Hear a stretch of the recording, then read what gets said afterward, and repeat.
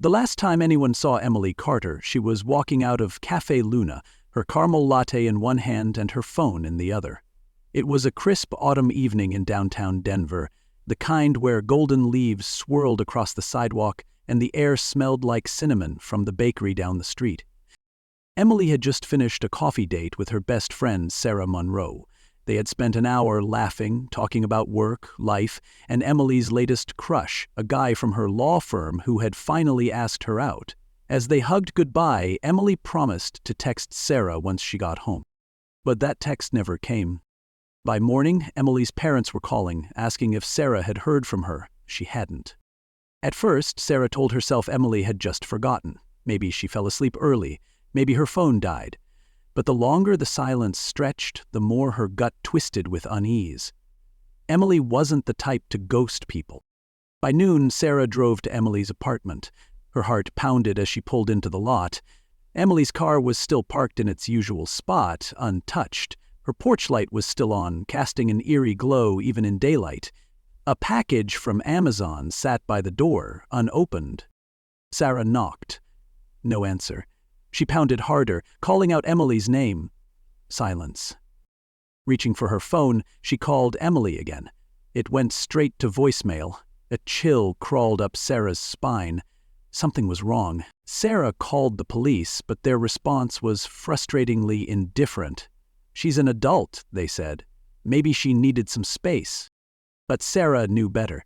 Emily was careful, responsible. She wouldn't just disappear. As she walked back to her car, she opened the Find My Friends app, praying Emily had left some kind of digital trail. Her breath hitched. The last location ping was miles away, near an abandoned gas station on the outskirts of town. Sarah's hands trembled. What the hell was Emily doing there? Sarah gripped the steering wheel tightly as she drove toward the location on Emily's phone. The abandoned gas station sat on a desolate stretch of highway miles from downtown Denver. It was the kind of place no one had a reason to visit, a forgotten relic with boarded-up windows, rusted gas pumps, and a flickering neon sign that buzzed weakly against the silence. Sarah's headlights swept across the cracked pavement as she pulled into the lot. The entire place reeked of decay and neglect, the air thick with the smell of oil and dust. Why would Emily have been here? Stepping out of the car, Sarah's breath clouded in the cool night air. She pulled her phone from her pocket, scanning the screen again. The last ping from Emily's phone had come from right here. Heart pounding, she walked toward the station's front entrance, her sneakers crunching against gravel. Then she saw it. A small, dark object glinting near the base of one of the old gas pumps. As she knelt down, her fingers trembled. Emily's phone. Sarah's stomach twisted into knots as she picked it up. The screen was cracked and the battery was dead, but this was proof. Emily had been here, and she hadn't left willingly. Swallowing the lump in her throat, Sarah stood up and scanned her surroundings. The station's front door was locked, its glass smeared with grime. A handwritten "closed" sign hung crookedly in the window. She tried to peer inside, but the interior was pitch black. Goosebumps rose on her arms. Was someone watching her? Sarah forced herself to take a deep breath and called 911. This time, there was no room for doubt. Emily's disappearance wasn't just a misunderstanding. She had been taken. As Sarah waited for the police, she stared at the phone in her hand, a million thoughts racing through her mind. Who had taken Emily? Why?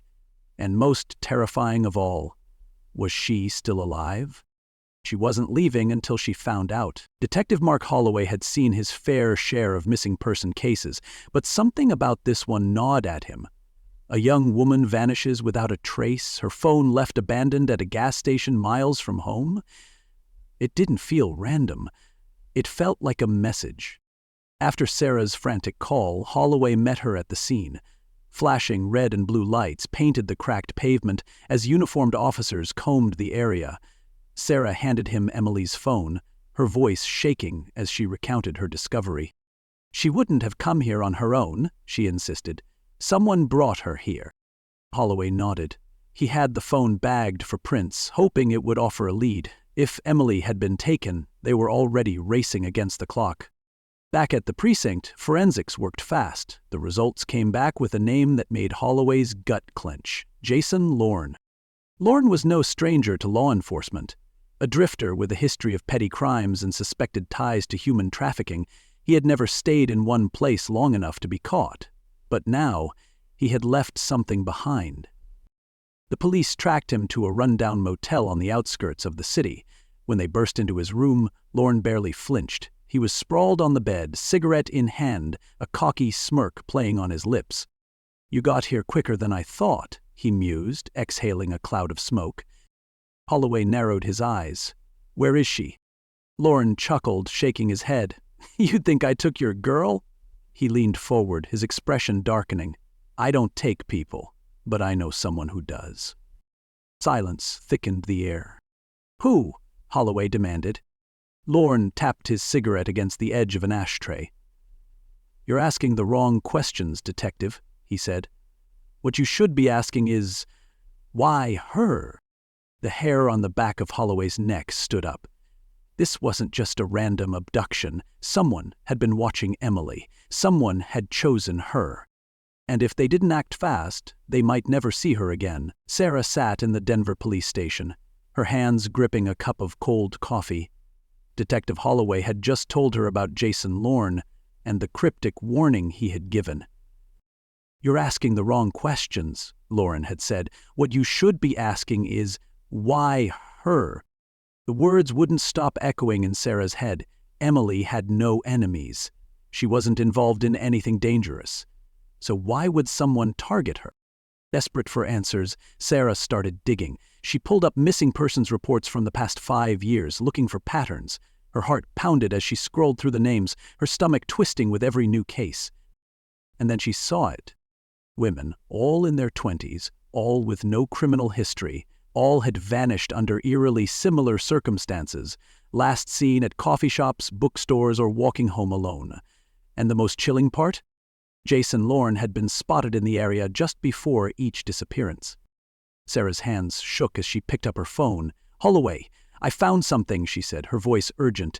"This isn't just about Emily. There are more. A lot more." Before the detective could respond, an incoming call flashed on her screen. Unknown number. She hesitated, then answered, "Hello?" A low, gravelly voice filled her ear. "She's still alive, but time is running out." Sarah froze. "Who is this? Where is Emily?"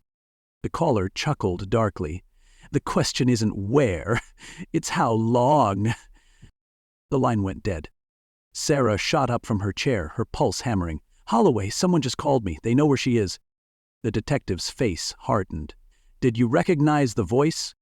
"No, but they were taunting me. They want us to know she's still out there." The pieces were starting to come together.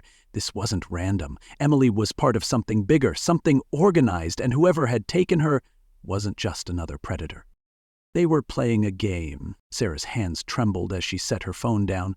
The call had lasted less than 10 seconds, but every word felt like a punch to the gut. "She's still alive, but time is running out." Detective Holloway acted fast. He had the tech team try to trace the call, but the number was blocked, bouncing off multiple cell towers, a dead end. But then came a breakthrough. Security footage from the abandoned gas station, grainy but usable, showed a black SUV pulling up just minutes after Emily's last phone ping. The footage captured a hooded figure shoving Emily inside before speeding off. The license plate was barely visible, but it was something. Holloway's team ran the partial plate through the DMV database. A match came back within minutes.